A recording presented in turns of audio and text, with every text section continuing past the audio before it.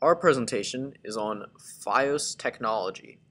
Fios technology stands for fiber optics, which is the name of the cables that this technology consists of. Fiber optic cables get their name from their main component, optical fibers, which are flexible, transparent fibers made of a pure glass, normally silica, which isn't much wider than a human hair. These fibers act as waveguides, or light pipes, to transmit light between the two ends of the fiber. The way that this is done is a light transmitter at one end of the fiber shoots light, and it travels through the clear fiber, not leaving the fiber, and possibly reflecting off the walls slightly.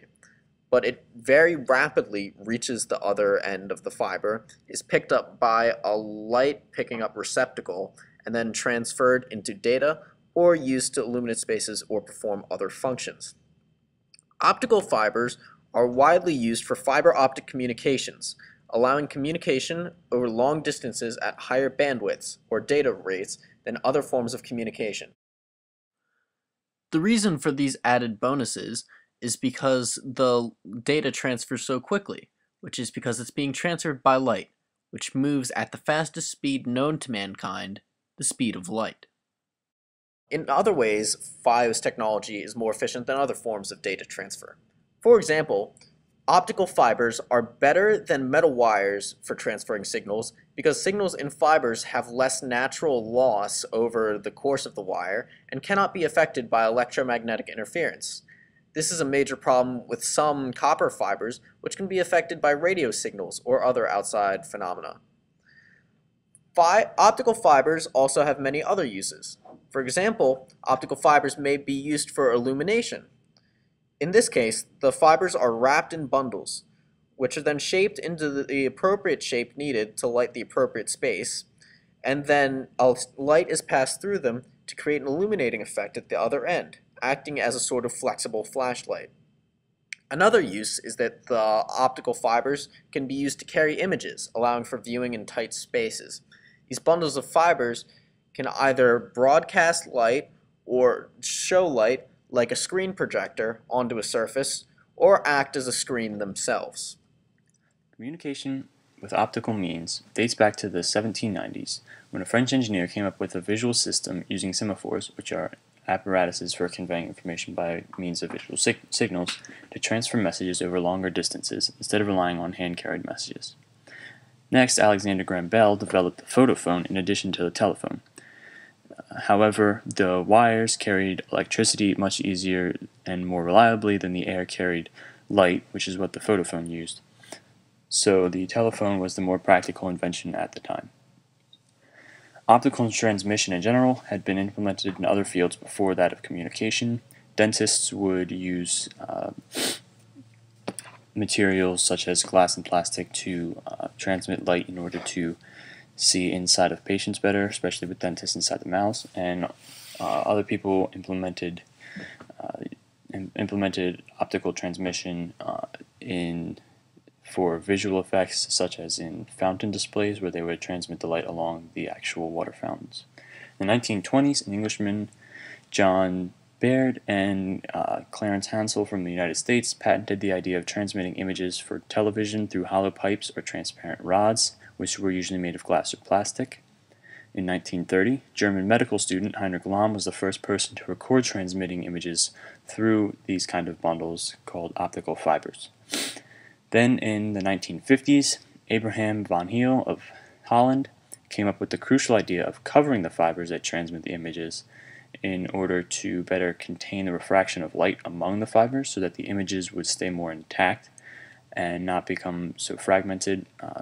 Thus, the quality of the images would be better, and the images could also be transmitted over longer distances.